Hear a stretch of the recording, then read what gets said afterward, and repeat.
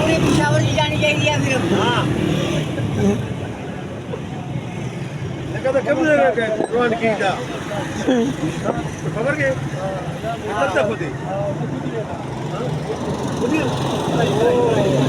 खड़े नहीं क्या बताया आपको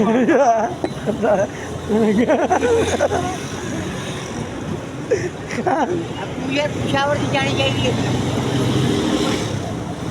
हाँ भाई चले मैं पुलिया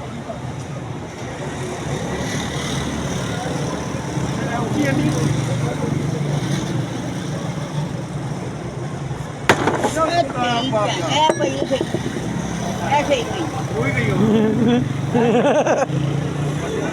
क्या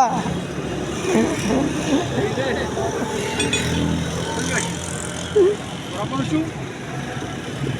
लख दो रिवाज दूर हो गए